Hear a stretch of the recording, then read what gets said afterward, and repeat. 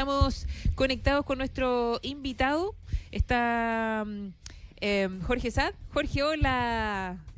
Hola, tanto tiempo, Connie. Felicitaciones por tu hijo. ¿Qué tal? Heredando el talento de su madre. Así es, acá tenemos al joven Felipe en práctica, acompañándonos en esta jornada. Claro, si los niños están de vacaciones o trabajan o se quedan, imagínate, viendo tele, que venga a trabajar conmigo, mucho mejor. Absolutamente. Oye, Jorge, tú, bueno, feliz año, y ya estás de regreso en Santiago y con Sí, con esta noticia heavy, ¿o no? Sí, de hecho, desde ayer ya muy siguiendo el minuto a minuto de un tema que hace unos años, Connie, era impensado. Sí, Sí, hubiéramos hablado hace 2 años que no imaginamos esto. Todos decíamos que esta era la próxima Cuba, probablemente Venezuela. claro. Y te menciono esto en la introducción porque no hay que desconocer que es un hecho histórico. Después podremos discutir las condiciones, las circunstancias, las consecuencias, los escenarios, pero es un hecho muy importante para América Latina y diría para el mundo en general.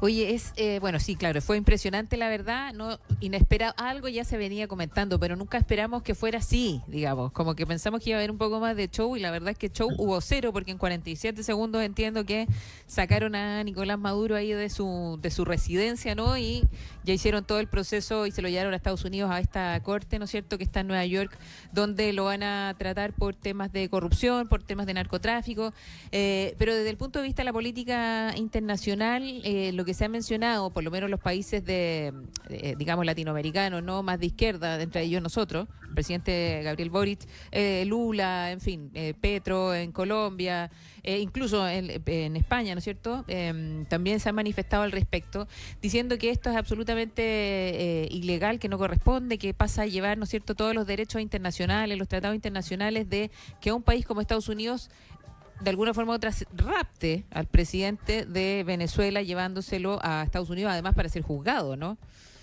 Perdóname que interrumpir, pero es que según yo, como que la como sirvienta, por así decirlo, no, el nombre ese no me acuerdo,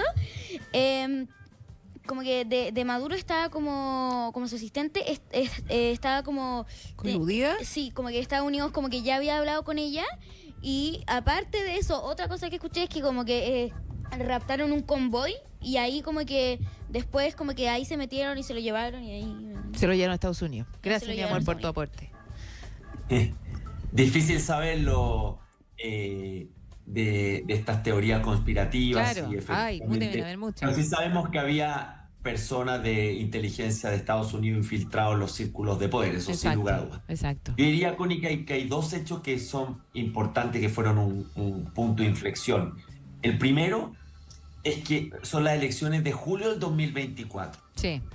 Con el fracaso de esa elección y la usurpación del poder de Maduro, se reveló que la vía negociada institucional, en esa época los acuerdos de Barbados, que decían que se iban a levantar o relajar las sanciones a Venezuela, en la medida en que se reconocieran unas elecciones llevadas a cabo de manera transparente y legítima, no resultó.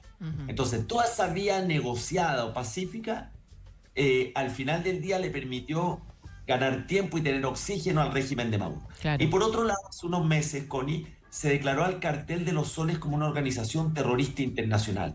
Y ahí la narrativa de Estados Unidos cambia, porque define que el líder de esa organización criminal es Maduro. Por lo tanto, ya no hablamos de un jefe de Estado desde el punto de vista de la seguridad nacional de Estados Unidos, sino del líder de una red criminal y que, por lo tanto, como estaba involucrado en narcotráfico y en actividades ligadas al terrorismo, pasa al plano de las leyes penales extraterritoriales que tiene Estados Unidos. Por eso Marco Rubio, ayer el secretario de Estado, dice aquí no es una guerra contra Venezuela, no es un jefe de Estado, sino que es la captura de un líder criminal. Ya. Ese es el relato jurídico que ha construido Estados Unidos para justificar su intervención, que dicho sea paso, no es la primera intervención de Estados Unidos en algún país del mundo.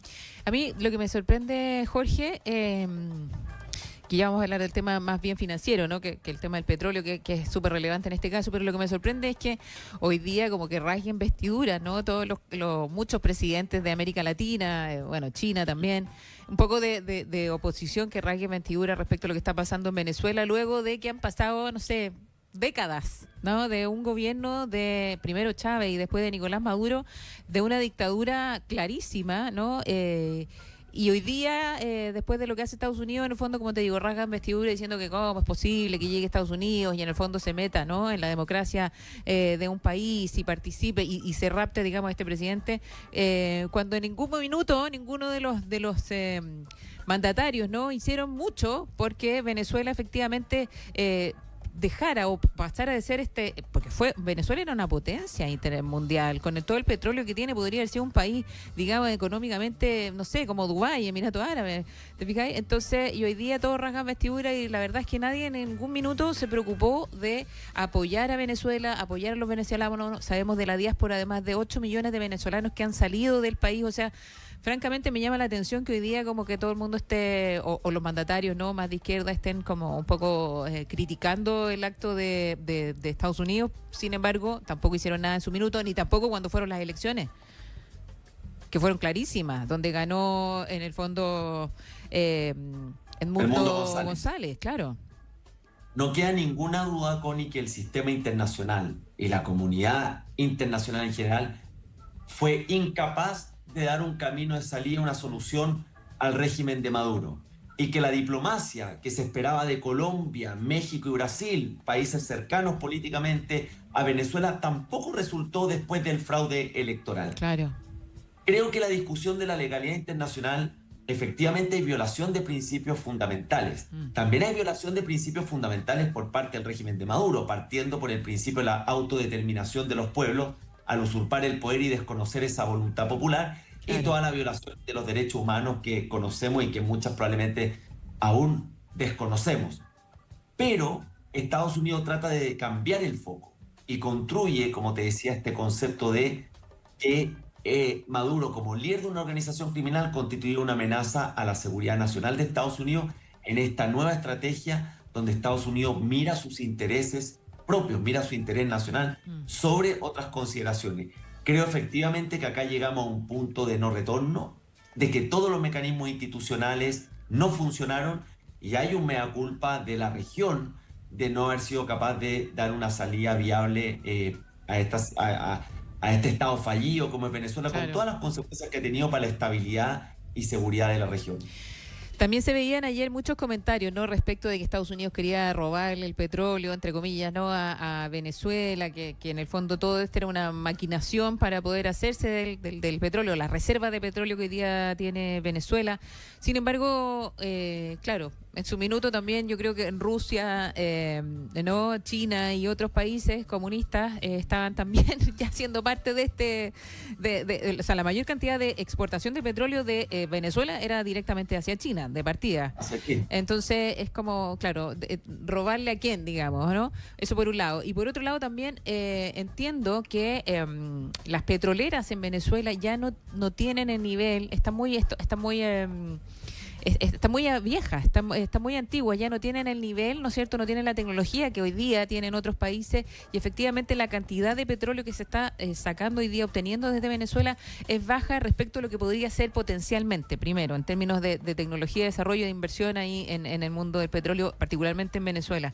Y por otro lado, también los mercados, vamos a Show Me the Money, ¿no? Hoy día reaccionaron, ¿no?, con aperturas súper positivas, en general, todas lideradas en el fondo por Estados Unidos, todo con mucho ánimo y todos los sectores industriales, financieros, energéticos están al alza hoy día.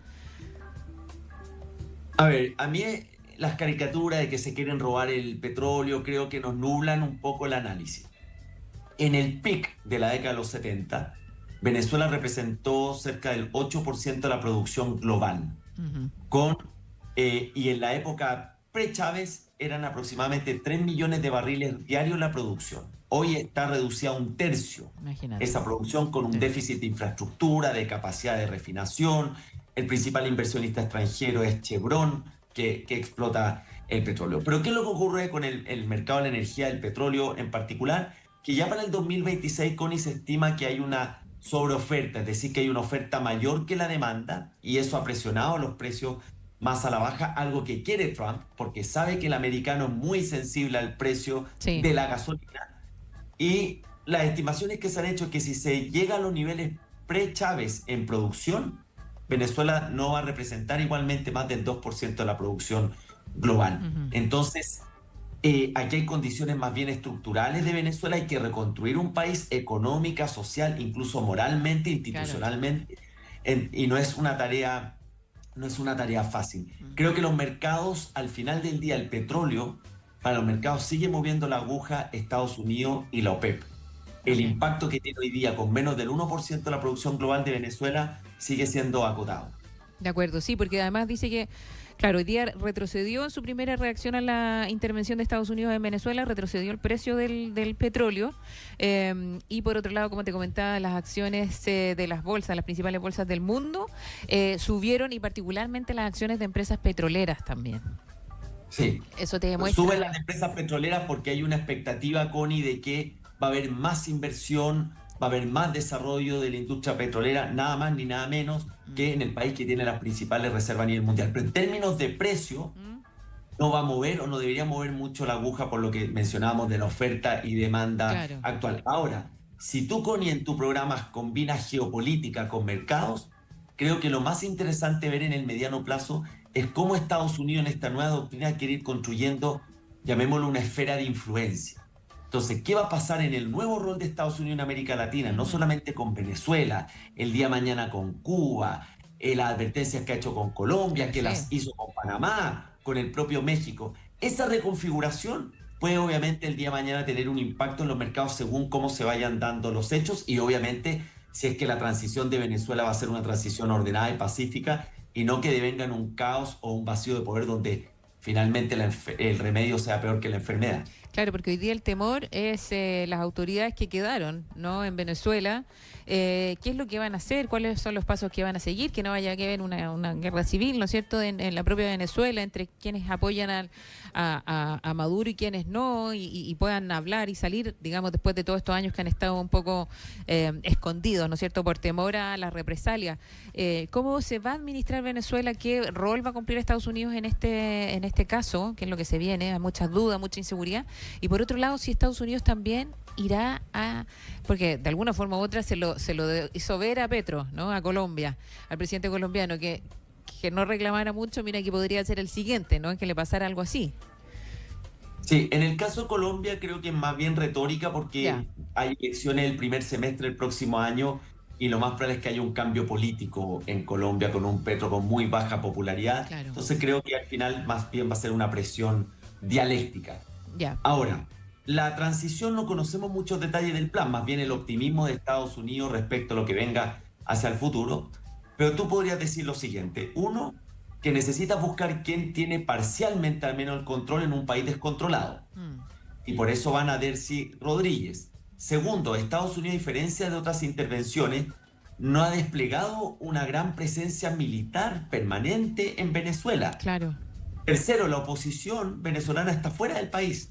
Entonces, desde un punto de vista pragmático y de corto plazo, ¿qué debe haber decidido la administración de Trump, especialmente Marco Rubio, que cumple un rol muy importante? Es, acá tenemos que partir con quienes tienen algo de control en el país, les ponemos la soga al cuello, pero de otra manera no es viable iniciar los pasos de un plan o de un acuerdo de gobernabilidad que va a requerir una parte del chavismo, nos guste o no nos guste. Son 25 años de redes enquistadas en todas las instituciones, que no es fácil de desmoronarlo, ni menos reconstruir. Qué difícil, qué difícil desafío el que tiene Venezuela ahora en adelante. Y además también había mucho temor porque aumentara nuevamente el tema de la inmigración desde Venezuela hacia otros países de América Latina, particularmente Chile, porque este caos, ¿no es cierto?, que se va a estar viviendo, yo creo que por lo menos un par de años. Creo que si la transición es mal llevada, podríamos tener un nuevo flujo migratorio similar al del 2017, que fue un flujo explosivo de migrantes. Eso no es conveniente para la región, para Chile y tampoco para Estados Unidos. Por eso la importancia de ir cuidadosamente avanzando en cada uno de los pasos. Ahora, para Chile este tema, Connie, no es menor, no es un tema teórico, porque no solamente por lo que acabamos de hablar de los riesgos de la transición, tenemos 800.000 inmigrantes, muchos ya asentados en el país. Tenemos un presidente electo que ha planteado el tema de los corredores humanitarios, que requiere una coordinación entre todos los países. tenemos redes criminales, Connie, que si se ven minimizadas van a buscar nuevos países donde, entre comillas, asilarse.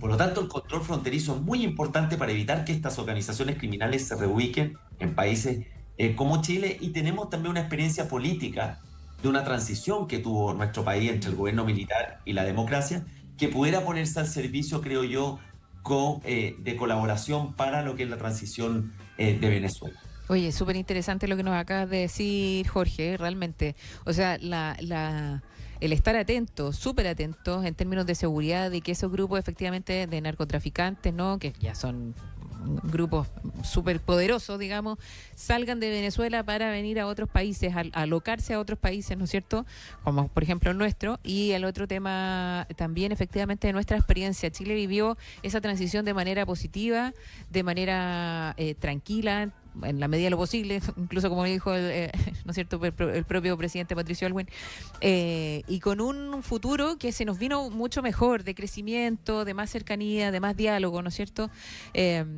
donde tuvimos crecimientos además económicos altísimos, sobre todo en la época de Ricardo Lagos, del presidente Frei también.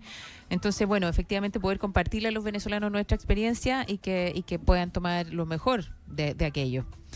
Jorge, muchísimas gracias por estar con nosotros, como siempre, en este contacto. Qué bueno tenerte por estos lados. Sí, encantado, y muchas gracias por la invitación. Siempre un gusto verte, Connie, y en este caso con tu familia. Sí, pues aquí con Felipe Chico. Gracias, Jorge, por estar con nosotros. Muy claro, además, todo como siempre. Gracias. Un abrazo. Chao, chao.